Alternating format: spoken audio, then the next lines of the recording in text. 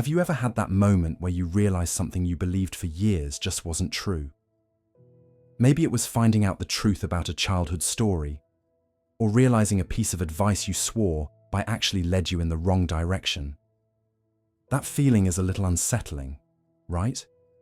It's like the ground shifts under your feet for a second, but it's also incredibly human. We all build these mental models of how the world works, and we get pretty attached to them. You probably recognize that stubborn feeling of being right, even when a little voice in the back of your mind whispers that you might not be. This is the exact kind of tension that writer and activist Cory Doctorow explores, especially when it comes to our privacy, or what feels like the lack of it these days. His core idea is actually quite simple to grasp, even though the problem itself is massive. He argues that we haven't just lost our privacy by accident. It wasn't simply stolen from us in one big heist. Instead, he suggests it was taken from us piece by piece through a series of broken systems and bad choices made by powerful companies, choices that were designed to exploit our natural tendencies. The constant tracking, the feeling of being watched online, the ads that follow you around the internet. Doctorow frames this not as a technology problem, but as a power problem. It's about who gets to control our information and our attention. Many of us cling to familiar ideas because they feel safe. We tell ourselves, "I have nothing to hide," or "It's just how the internet works now." It's comfortable to believe that because it means we don't have to confront the uncomfortable reality that we've lost control. We fool ourselves into thinking we've made a fair trade, our personal details for free services. But was it ever really a fair deal? Or were we tricked into giving up something profoundly valuable without fully understanding its worth? This is where that natural tension comes in. Our instinct is to go with the flow, to accept the path of least resistance. But a deeper awareness, if we let it surface, might tell us that something is wrong with this picture. Doctorow pushes us to challenge that instinct. He wants us to move past the simplistic idea that privacy is just about hiding a secret. It's about power. It's about your right to decide who knows what about you and what they can do with that knowledge. When a company knows more about your desires and fears than your best friend does, that's a tremendous amount of power in their hands. They can shape what you see, what you buy, and even how you feel. As Doctorow himself puts it, privacy isn't about something to hide. It's about something to protect. It's about dignity, autonomy, and the right to self-determination. That's the thing to protect. Your ability to be you without being manipulated or pigeonholed by some algorithm. Think about that for a second. Remember when you realized a childhood belief wasn't quite true? It didn't make the world a scarier place. It just made it more real. Understanding how our privacy is being eroded works the same way. It's not about becoming paranoid. It's about becoming aware. It's about recognizing the ways we've been convinced to give up control for convenience. We all sometimes fool ourselves into thinking we're too small to make a difference, or that the system is too big to change. Doctorow's principles reject that. He argues that change starts with seeing the system clearly, seeing the tricks and the traps for what they are. Taking it back begins with this shift in understanding. It starts by questioning the default settings. Why does an app need access to my entire photo library? Why does this website need to track me across the entire internet? It continues by supporting regulations that give power back to people, not corporations. And it grows by demanding technology that serves us, not the other way around. This isn't about going off the grid. It's about building a grid that works for humans first. It's about remembering that we are the people these technologies are supposed to serve, and we have a right to set the terms.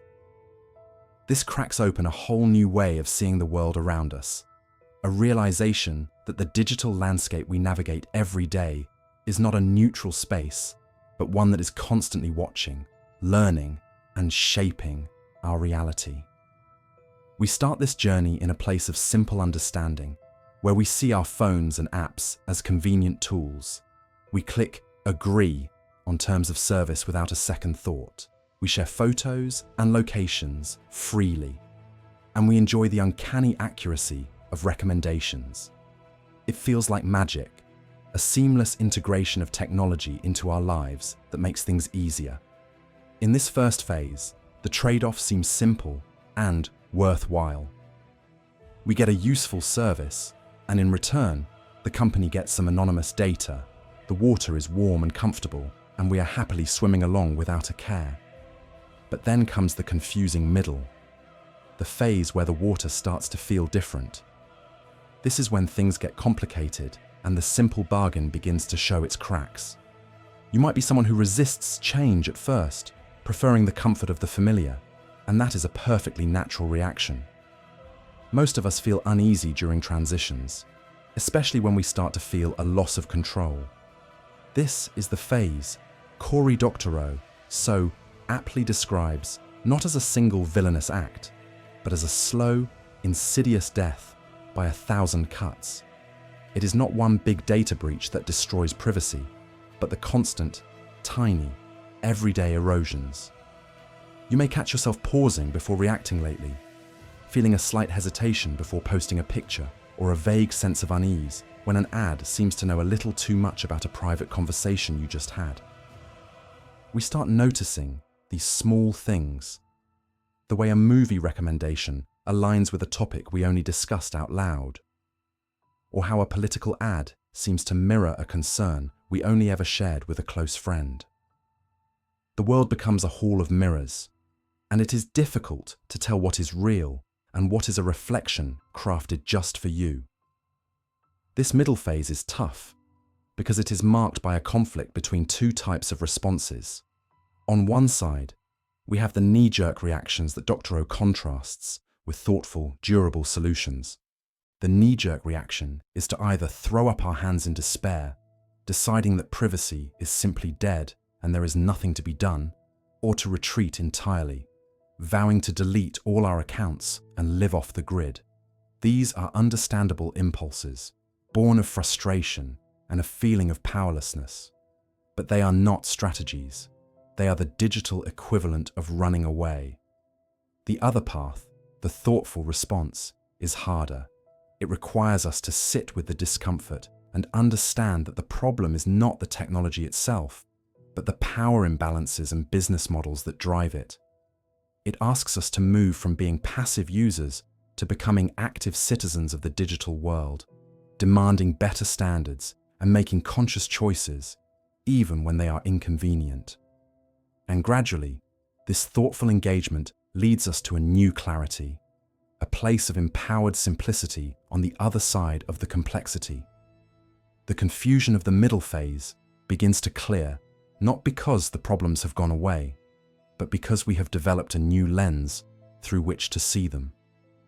We understand that privacy is not about having something to hide, but about having the autonomy to choose what to reveal and to whom.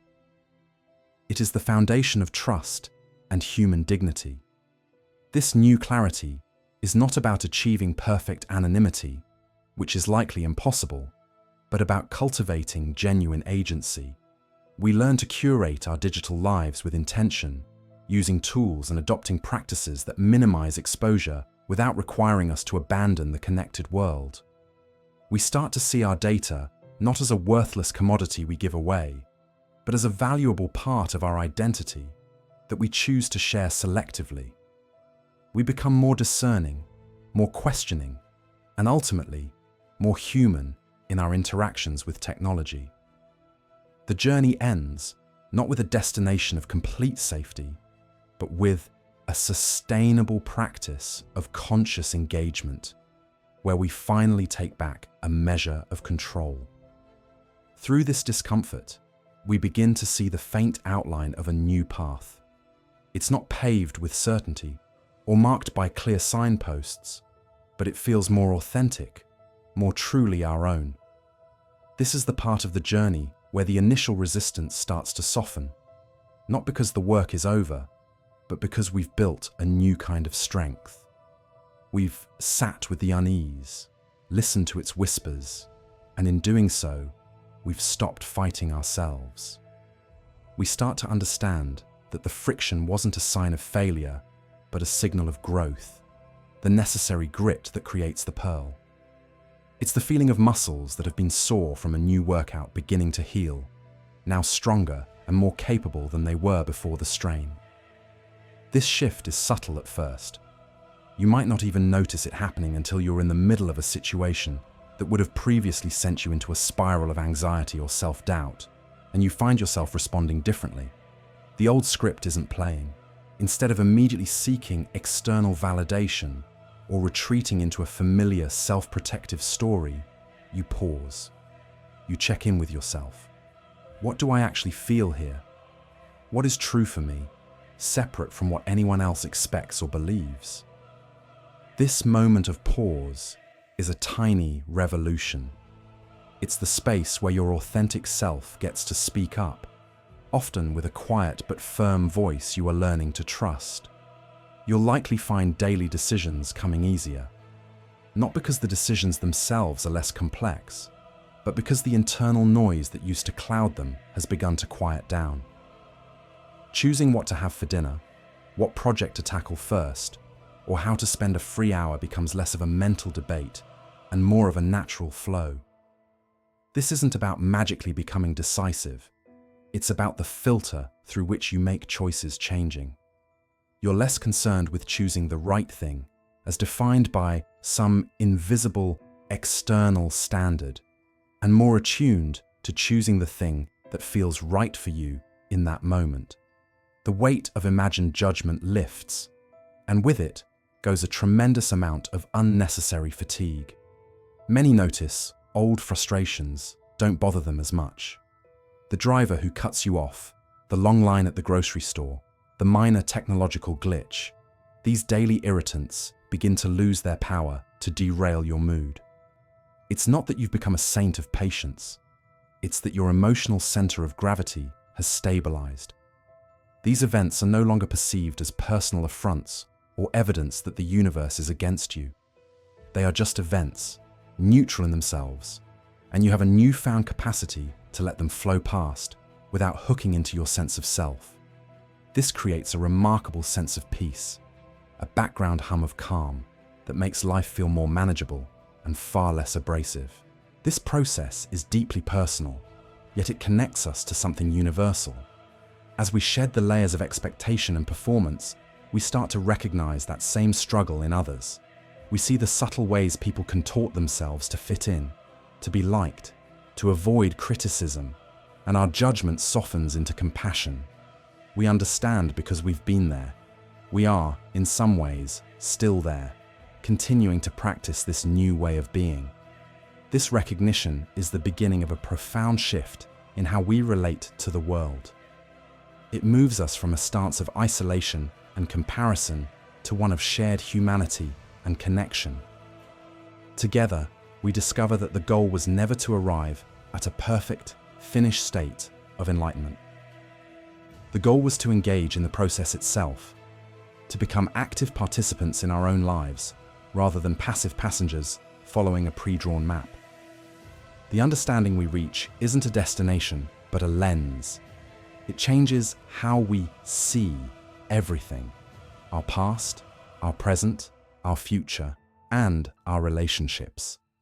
We begin to reinterpret our own history, not as a series of mistakes or failures to live up to an ideal, but as a necessary journey that brought us to this point of awareness. Every awkward phase, every moment of doubt, every time we felt we didn't belong, it all becomes part of the material that built our unique perspective and our capacity for empathy. This new understanding brings with it a sense of responsibility, but not a heavy, burdensome one. It's the responsibility of ownership.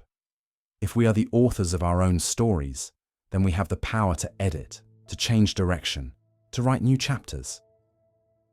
This can feel daunting, but mostly it feels empowering. It means our lives are not fixed entities dictated by past conditioning or other people's opinions.